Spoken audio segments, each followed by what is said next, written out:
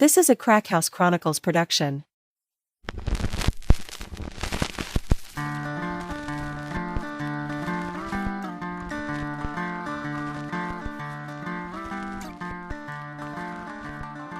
Welcome to the Crack House Chronicles, your favorite true crime podcast. I am Donnie, and with me is a man who has a message for all the elderly ladies who told him he was going to be a real heartbreaker when he was 7 years old.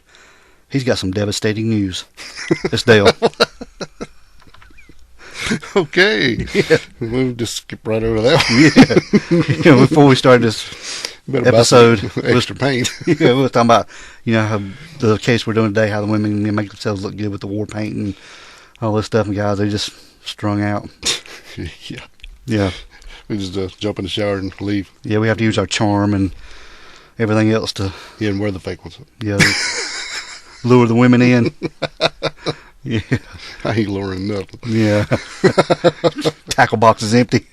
Yeah. Ain't no point in it. What's going on today, dude? Same old, same old. Same old, back in the crack house doing an episode. Doing it up, We got a crazy missing persons case this week. It's all over the place, man. I know. You got any good shout outs for anybody you want to mention before we get going? Well, I have a little bit of something here.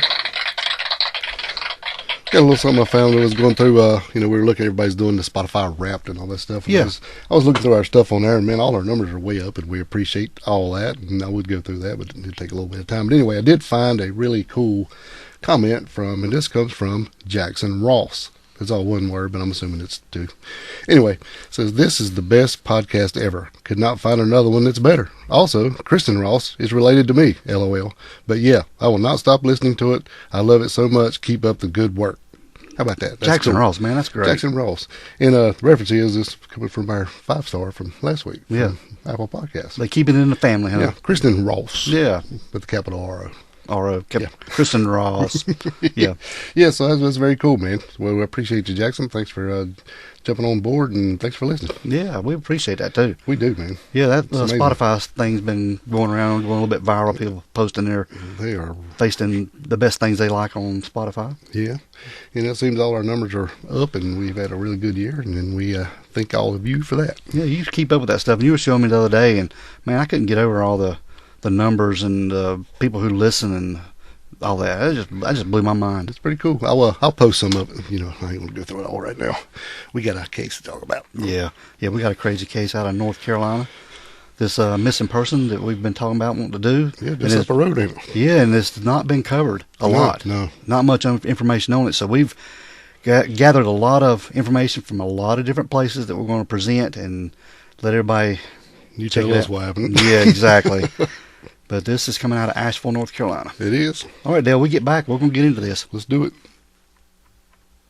All right, Dale, we are back. We are back. And today we are talking about a lady by the name of Terry Lynn Pendergraft Tersak. That's a whole lot of words. That's a big name. But she was born Terry Lynn Pendergraft on April 8th, 1976. And she grew up in Raleigh, North Carolina, just west of Raleigh.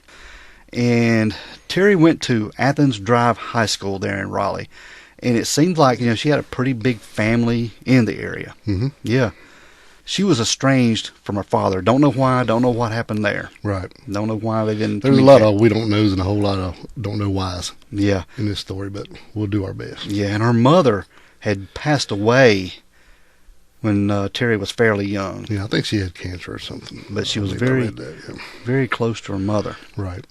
And just a little bit more background on Terry. Terry was described as an extremely pleasant and caring person. Almost described even as a genius. Pretty smart lady. And those that knew her even called her a super genius. Well. When Terry was barefoot and soaking wet, she was 4'11.5" tall. Why was she barefoot and soaking wet? I don't know, but I was just describing her stature. Yeah. And weighed about 85 pounds. Yeah, and she hated being less than 5 feet tall.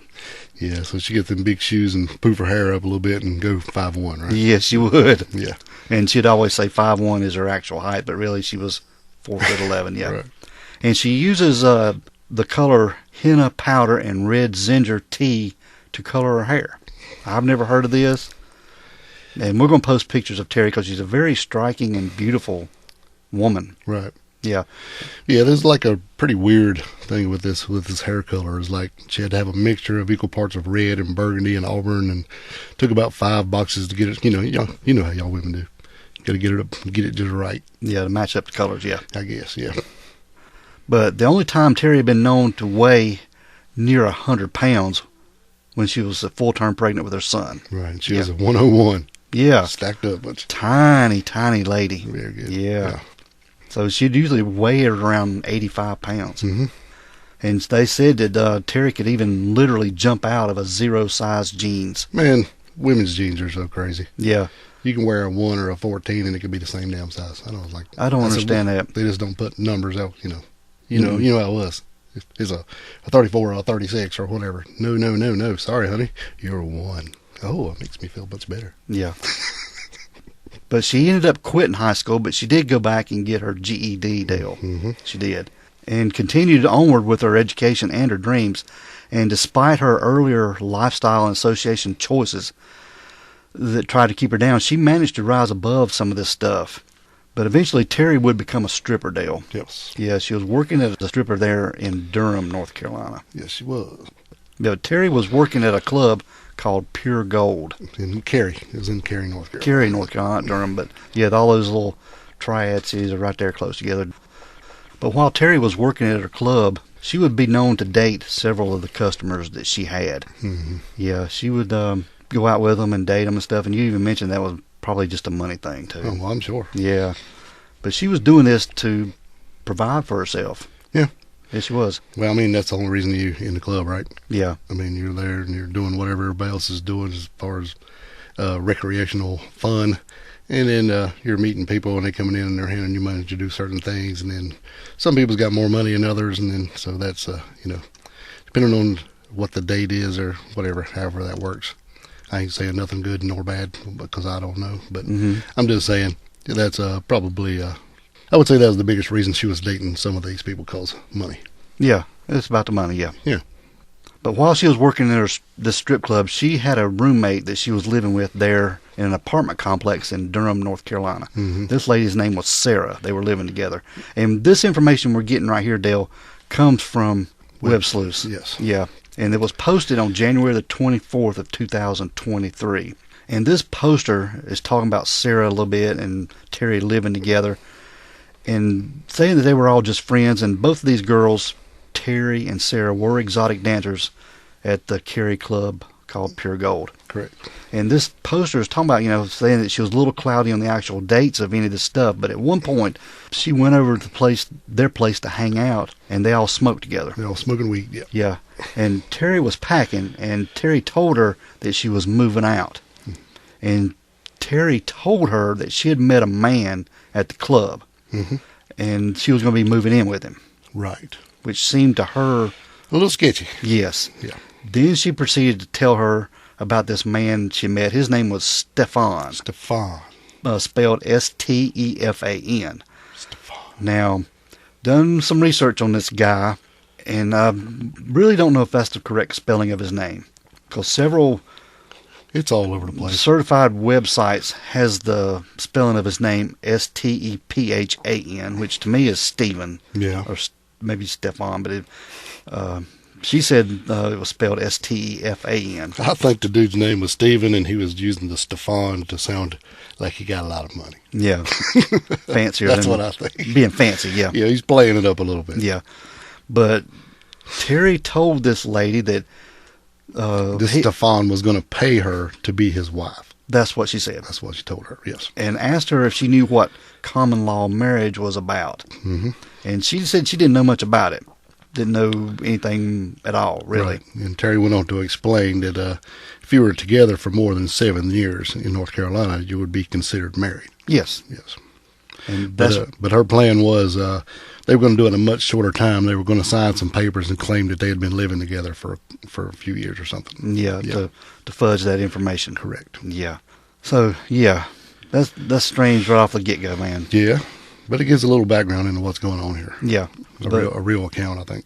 Yeah. But anyway, Terry had moved out and moved in with this guy named Stefan. Stefan. Yeah, that's right. They were going to live together, and she was going to be paid to be his wife for some weird reason. And do you think that's part of the money thing, that I do. that she didn't want to strip anymore, but she could get this money and think that he was rich to live Well, with I her? think I don't know if it's like a paid to be his wife, may be a weird way to put it. I'm thinking maybe she, in her mind, is thinking this cat is loaded and he wants me to go with him, and basically she wouldn't have to work no more. She would basically be getting paid to be his wife. That's kind of how I'm looking at it. Yeah. Not necessarily I'm going to give you a check every week to act like you're my wife. You know what I mean? Mm-hmm. So we don't know if Terry and Stefan actually got married. Right. We don't know. And it was at this point when she moved with him to Asheville. That's right. Yeah. From Durham, right. And also keep in mind, too, that this Stefan is almost 20 years older than her. Yes. Yeah. Which is a kind of a red flag. And not creepy at all. No. Maybe she's thinking he is an older guy. Maybe he's got money. That's what I'm telling you. Yeah, but once they moved to Asheville, North Carolina, they kept a pretty low profile. Mm-hmm. No one in town really knew Terry or Stefan. Well, what do you think? He's keeping her away from everybody else. It's already to me, it's already a controlling thing going on right off the bat. I'd say it is, yeah. Yeah. So shortly after their marriage, if they got married or they moved to Asheville, Whichever one it was. yeah, we don't know. Terry gave birth to a young boy Mm-hmm. who she would name Xander, Cool name. spelled Xander. But Xander would be diagnosed on the autism spectrum. Correct. Yeah.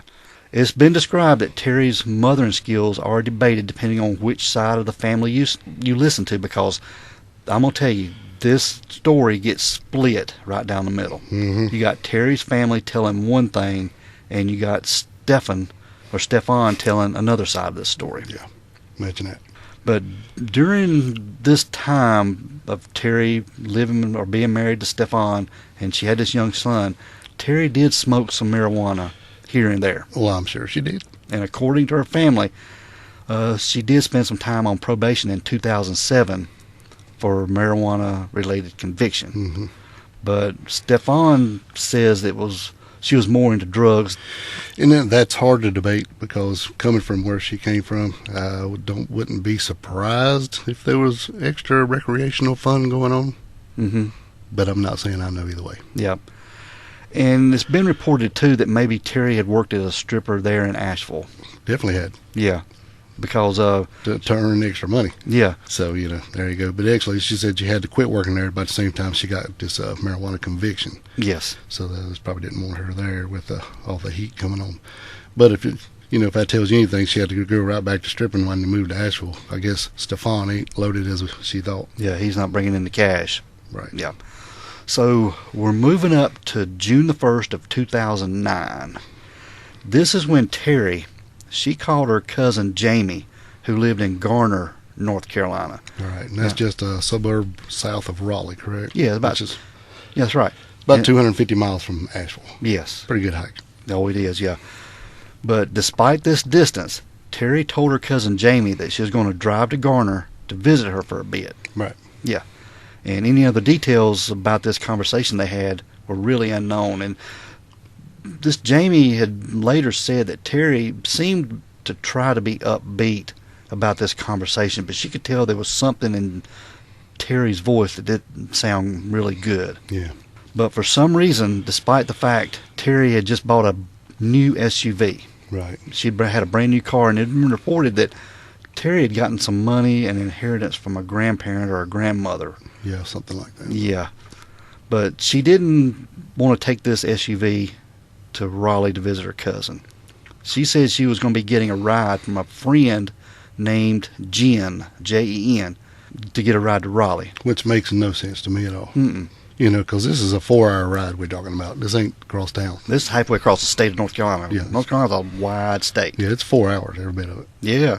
They were going to pick her up in Clayton, North Carolina, and Clayton is about 10 miles southeast of Garner. No, this pickup thing was what she had told Stefan. Yeah. He was going to pick her up at a certain time at this specified address in Clayton. Come and get her. Yeah, whatever time it was that she wanted her to come pick her up, it's just all weird, man. Yeah. She calls Jamie and says, I'm coming over to visit for a while. I got a new car, but I'm not going to drive it. I'm going to get Jen to bring me over. And then I'm going to have Stefan come pick me up at a whole different address a while later. After my visit's over. Yeah. Yeah. So it's kind of odd. Very odd. But Nevertheless, Terry never showed up at her cousin's in Garner. No. And Jamie couldn't reach her. And she tried to call other people in the family, and no one had heard from her. Strange. And Jamie herself was only 22 years old at the time, and she said she really didn't know what to do. Correct. But like you said, Stefan was supposed to pick Terry up at this place on June the 20th. And Stefan said he went there as instructed to pick her up, only to find out that the address she gave him was a fake address and did not exist. So you're saying that he didn't talk to her at all the whole time that supposedly she was gone, right? Yeah, we're just going to make this rendezvous hit at this certain time, this certain location. Do we know what the time difference was? How long this was? Well, it was, she said she was on June June the 20th. 1st. Oh, so 20 days, pretty much. Yeah. Okay. On June the 1st, she said she was going to visit her cousin Jamie. And you're supposed to pick her up on June 20th. Yeah, Okay. about 20 days. Gotcha. Yeah, depending on when she was going to leave Asheville. It could have been the next day or the next couple of days. But anyway, yeah. Somewhere in there. Yeah, that's right.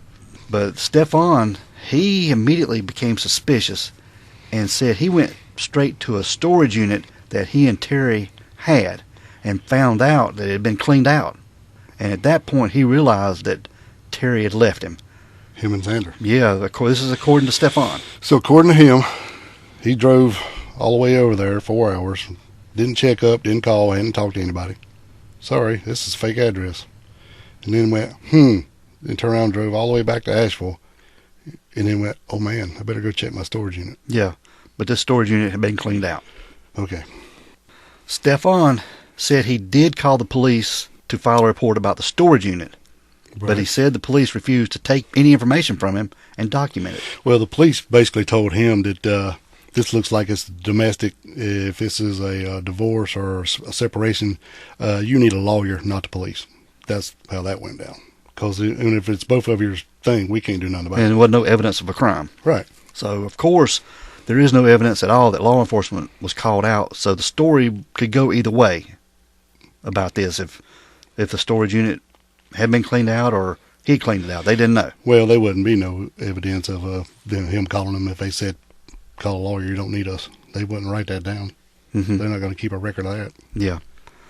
So, within a few months after Terry disappearing, nobody hearing from her. Now get this. Stefan, he sold Terry's new SUV. So what, he's thinking, okay, well, she's just abandoned me and Xander. Hell with it, I'm selling her car. Yeah. So he takes Xander and they move to Austin, Texas. Okay. And it was his belief that Terry had just abandoned them, so he had no reason to stay in Asheville. Yeah. Why? So I wonder why, in the first place, was it his idea to move to Asheville? I don't know. I mean, I found, I think, 4 different addresses of where they had lived in Asheville. Yeah. One was an apartment complex, and then other places were homes that were possibly they were renting. That's just weird to me. Yeah. Now, don't get me wrong, I'd probably rather live in Asheville than Raleigh, but I don't know. Yeah. No clue. Yeah, okay. Yeah. But Stefan did say that in addition to Terry having drug problems, which Terry's family denies, she also struggled to be a mother and raise a son with autism. But, and it also come from her family that she was really great with kids and loved kids. But, I don't know. I'm sure you're going to get the best version of Terry you can get from her family, and you're getting the worst version from him. Yeah. So the real truth somewhere in the middle here. I would say. And I would figure she probably did do some drugs and that kind of thing, being her occupation. But I don't know, how bad it was. And we really don't know. I mean, a lot of these stories make Xander out to being really disabled, but we really don't know where on the spectrum he was. Mm-hmm. So I don't know. It's just like he's just making it up that she didn't want to be a mother and be chained down to this son with autism or something. It's the way he makes it sound. She just packed all the stuff and left. And she said to hell with it and walked. She didn't even take her car, man. Yeah, that's weird. I mean, if you have an SUV and you're gonna go clean out the thing, you say, okay, I'm going to go meet Jamie, and you leave and you go to the storage unit and fill it full of everything you got and leave. Why would you not even take your car? Yeah, her new car. None of it makes sense. No. But Terry's cousin, Jamie, the one that she was going to go visit there in Garner, she begged her dad to report her missing, but refused. Jamie and he were estranged and hadn't spoken in quite some time. Right. Yeah, he told Jamie that it was probably just hiding from bill collectors. That's what her dad said. Yeah. That's a hard one to swallow, man. It is. And Stefan, go ahead. I mean, I was just going to say, I don't really know what their relationship, and it may have been really bad, but I'm telling you, if one of my kids is missing, I'm like, I'm not going to wait. Yeah, I'm going to be on top of that. Right. Yeah, at the time. At least look into it. And I mean, she's probably hiding from the bill collector. Yeah. Which he might have had them calling him. Who knows? Bill collectors, I mean. Yeah. Who knows? And since Stefan believed she had just left him, he didn't report her missing either. So nobody reported this lady missing at all. And it wouldn't be until May of 2011 that Terry's father, the one she was estranged from, finally realized something might be wrong. Is this, 2 years? Yeah, almost 2 years later. Yeah, she went missing in June of 2009. This is May of 2011, so almost 2 years. So he reported her missing, thinking something might be wrong. So almost 2 years later, law enforcement finally takes a missing person report from Terry's father. And as they start investigating, they realize that there's a variety of versions here, like we talked about. Oh, yeah. It's crazy. Now, first off, her husband, Stefan, claimed that he just thought she had left him. But his stories to law enforcement and then some media reports were kind of odd, Dale. Mm-hmm. He would go on and on about strange, unnecessary details about Terry, such as the way she dyed her hair and her favorite colors and other details that were, kind of unimportant. Oh, irrelevant stuff, man. Yeah. But, it's crazy to me. I don't know, sorry, I keep ranting on the story and going the other way, but it's just kind of pissing me off. That Now, you think about it. If you was married to somebody and you had a kid together and all of a sudden something happens and they left, and you think, well, man, she left me. Would you report she was gone? Or would you just sell her damn car and move to Texas? I'd be reporting her missing. Yeah, of course. Yeah. I mean, y'all have a kid together. Yeah. Even if y'all butting heads and something's going on, which I don't know that was happening here. I'm just saying, even if y'all are not getting along and it probably didn't be best if you weren't together, that's the mother of your kid, dude. You'd put all this bickering and stuff on the back burner. Yes, 100%. And then focus on the here and now, trying to find out what happened. We can deal with this later. Yeah. Yeah, that's what you do. So, I mean, I get the problem maybe with her dad. I don't get the 2 years part, but I get it. If they had a really bad relationship and she moved 3 hours, 4 hours down the road, well, he ain't really got that on the radar. But the husband guy, come on, man. Yeah. Yeah, Terry's family claimed that he was trying to distract everyone and was trying to point a finger elsewhere, which he did. Yeah, he's talking about everything except for she's gone. Yeah. But Terry's family ended up setting up a Facebook page, and it became obvious that Stefan might be their target of suspicion. You think? Yeah. But Stefan, he retaliated by setting up his own Facebook page on Terry. So right now, and still as of this recording, there are 2 active Facebook pages set up right now for Terry. So one's from him and one's from them? Yes. And they're both basically pointing the fingers at each other? Pretty much, yeah. But to make things a little bit more interesting, Dale, Stefan, he even made a website to call out Terry's family's accusations and provide his defense. But this website is not active now. No. We've tried to find it. Yeah, I jumped all over that. Yes, terry.tersak.net. Yeah. But it's nothing there now, so it's been taken down. Yeah.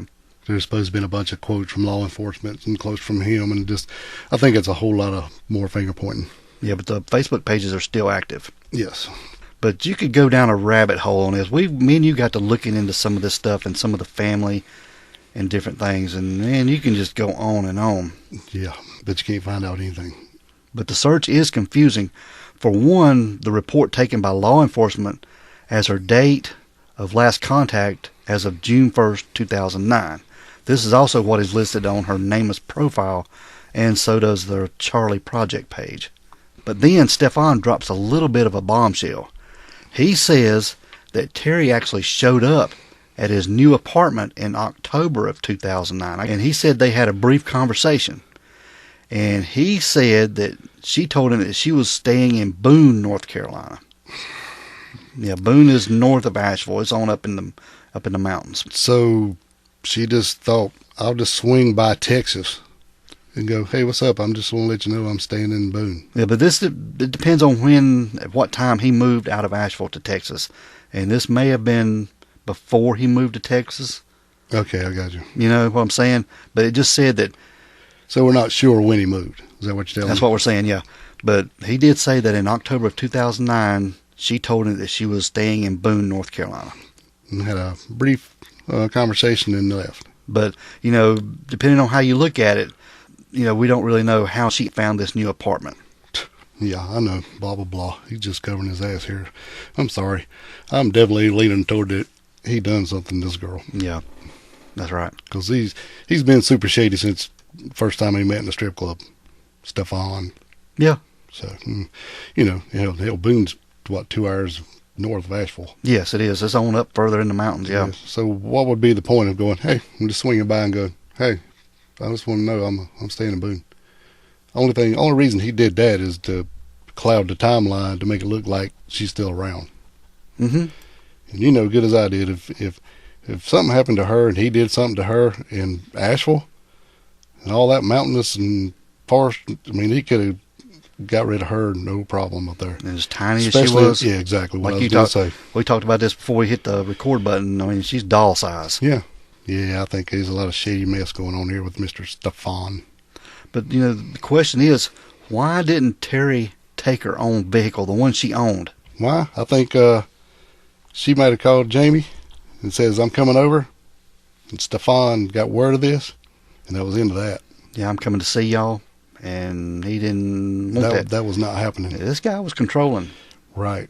That's when this made up this story about the gin coming to pick her up. Ain't nobody going to come pick God almighty. I know. Give me a ride. What do you need? I need to go 4 hours down the road. Well, I don't know about all that. I could take you across town. 4 hours is a lot to ask. But did Terry run away from her life, do you think? No, I don't. If she did run because she didn't take her damn car. No. And how would she have gotten all that stuff out of the storage unit that he said she took? Right. And we're talking like talking about computers and all kind of stuff like that, which is kind of weird to me to be in a storage shed anyway. Yeah.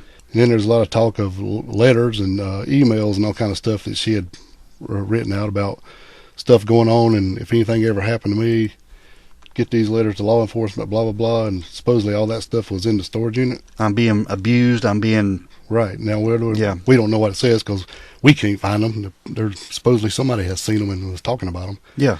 But we couldn't find them. But if all that stuff's in the storage room, then, man, it's all gone, then I guess she took it. Mm-hmm. Whatever, dude.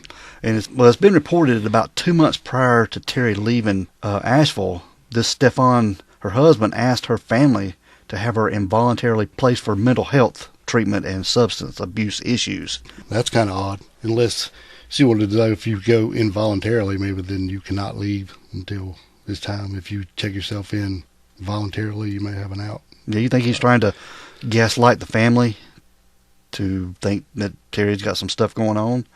Yeah. That she would just be... I think the whole damn story is gaslighting. Have some mental health issues and she would just leave? I mean, hell, really, if you get down and think about it, he probably was keeping her jacked up on something the whole time, really. Pills or something. Yeah. And she couldn't get out. No way to go. And then she didn't have no money. He probably cut her off, and that's why she went back to stripping. Then she got in trouble. Then she come back, and then she was trying to get out again. And that's when he took her out, I think. Mm-hmm. I really do. I don't know. It's just my personal, the feel I get from this story, because it's just so much what the hell going on, you know? Mm-hmm. But from the time Terry left Asheville until 2011, no one, not family members, friends, other persons, service or health providers, or any government agencies suggested to Stefan that Terry was missing, nor did any of her family or friends notify any government agencies that she was missing. And though several contacts were made to Terry's family by her husband through emailed, computer written letters and handwritten notes left on their door, none were replied to. Not even so much as a birthday or holiday greeting card, phone call, or email for their kid. Is this coming from him? Yeah. Well, there you go. Mm-hmm. So you telling me that he drove back to Raleigh and left a note on the door? Very possible. It might be possible he said it. I don't think he did it. Yeah. I don't think he ever went back to Raleigh. I don't think he went there when he said he went there to the unknown address. I think it was all made up. I think when he met her, he fed her this line to all this happiness, and we're going to move to Asheville and have this great life or whatever it was, went down there, and then she got pregnant and had the kid, and then stuff started changing because they had the kid, and then she was thinking about maybe I don't need to be here, and I'm going to call somebody. If I can't get out of here, I'm going to go talk to some folks, let them know what's going on. And that was the end of the road right there, I think. I hope I'm wrong. Yeah. You never know. She's been gone a long time. Yeah, since 2011, when she was reported missing, but went missing in 2009. Right. Yeah. Which don't help nobody. No, because like you said, we've done several of these where once they get started, they're already in the hole. Yeah, for sure. Yeah. And it's hard to catch up when you get that. I mean, you need to be right on it as soon as it happens. And appears to me that nobody really give a shit either way if they knew to put them on it right when it happened. So I'm thinking there's a reason for that. Yeah. Yeah. Yeah, he got word that she was going to Raleigh. He didn't want that. Right. He didn't like that at all. And he made up his whole story that she was going to have him pick her up 10 miles south of where she was. And at an unknown address. I'm just going to drive. Instead of coming to the house where she was at, pick me up at my cousin's or my relatives, come to this unknown address that doesn't even exist. Right. Yeah. And I'm not going to check with the family while I'm there. I'm just going to drive back to Asheville. Yeah, buddy. Yeah, this guy, this Stefan, he needs to be looked at. I think so, too. Yeah, they need to look at him and dig more into him. Because there's something not right about this at all. No, none of it made any sense. Not a bit of it. I mean, after they got to Asheville, something going down. Yeah, they didn't have any contact with anybody. Nobody really knew them. He kept her away from everybody, her family, which, wasn't hard. It'd be probably harder to keep her away from her friends. He saw that her mother had died. She was estranged from her father. She was a stripper. She was this. She was working here. She liked to go out with some guys that had some money. Maybe, I don't know if it's his first time through the strip club or if he already knew the story and how she was. She was a good-looking lady. She was just small, petite. And she followed the money, and he just told her what she wanted to hear. Yeah. But, her being described as smart and almost genius-like, you'd think she would have saw this. Right. She's also described as a free-spirited hippie pothead, too. So, like up there, kind of like go somewhere in the middle there. And I'm going to get to go to Asheville and live. Which is the perfect spot for a free-spirited hippie pothead. Yeah. I mean, that's the... And I don't mean nothing bad by that. I'm just saying Asheville was that kind of place. Yeah. It's a free spirit or whatever, however you want to say it. Yeah, it is what it is. I mean, that area is known for that. Yeah. Yeah. It is what it is. Yeah. Good or bad, whatever you think about it. Whatever. I don't mean nothing by it. No. But yeah, you're going to find that up there. A lot of that type of stuff going on. Yeah. But yeah, this girl is missing, and we wanted to cover this case. But according to her Charlie Project page, since Terry's disappearance, there hasn't been any activity on her Social Security number, bank accounts, credit cards, or driver's license. And her family believes Stefan may know more about her disappearance than he originally disclosed. But he remains his innocence and says she simply left him and is probably alive and in hiding. He has set up this website that is no longer active, but Terry's case, still active, but her disappearance remains unsolved, and there's nothing, she hadn't been declared dead or anything like that. Where would she be hiding? In the ground somewhere. Right. Yeah. Maybe put her. I think so. Yeah. This poor girl, man, is beautiful, beautiful young lady. And she does have some features about her. She has an extra fold around the inner circumference of her left eye. It's like another little fold under her eye, and it's almost makes it look like she has a dark circle under her eye. Mm. And she also has a scar from some surgery on her abdomen with 3 dark freckles. And this together, they said, looks like the constellation of Orion. Yeah. Her ears are double pierced, and her navel is pierced. Right. No known tattoos. But she will be 49 years old. She's 5'1" and 100 pounds. Tiny. Yeah, tiny lady. And Stephen, whatever it would be, like 68 now? Yeah, 66, 67, 68, yeah. Older guy, which is kind kind of a red flag from the get-go, yeah. Mm-hmm. Yeah, but if anybody has any information on Terry Lynn Pendergraft Tersak, they can contact the Asheville Police Department at 828-259-5945. But that's all we got on this lady. It hadn't been covered a lot. There's some news videos on YouTube you can watch from the local news station WLOS TV there in Asheville that's covered a few little snippets of her case there. Mm-hmm. But it's not a lot of information on this girl, man. Sure didn't seem like the police covered it very much, did they? Mm-mm. I think after they heard she had cleaned out the thing and it was looked like a separation of marriage, they just like, oh, okay. They were done with it. Yeah. Now, what they did after that, I don't know. I haven't seen very much about where they went back and checked his house and went around her. But hell, after he sold everything and rolled out to Texas, what are you going to check? Mm-hmm. But he does have a Facebook page, and their son, Xander, he has a Facebook page. And I noticed that on Xander's page, he posted a little over a year ago, he had made a post that his older sister, Stephanie, had passed away. What? Yeah. Huh. So Older sister. older sister Stephanie, and like how people will alter their name a little bit to name their kid a little bit. You got Stefan, and you got Stephanie. Mm-hmm. Maybe he had another child from a Previous or something? previous, yeah. And I did find Stephanie Tersak's Facebook page, and she hadn't made a post since before Xander had made this post. So you think it's the same one? No, it could be, because I did a background check on Stephanie, and she's the only Stephanie Tersak anywhere. Hmm. Yeah, not a very common name, Tersak. No. So it's very, very curious about that. But I did try to find a grave on Stephanie or an obituary, and I can't find anything. Hmm. I'll keep digging on that, see if we can maybe go down a rabbit hole. Yeah, and we've also reached out to Jamie, The cousin. the cousin who she was going to go see. We haven't heard anything back from her. And I also emailed the relative of Terry's that runs the family Facebook page. They have an email on that page, and I did reach out to her, but they haven't posted anything in quite a while, maybe a year or so, so I don't know how active they are Right. on that page or check their emails.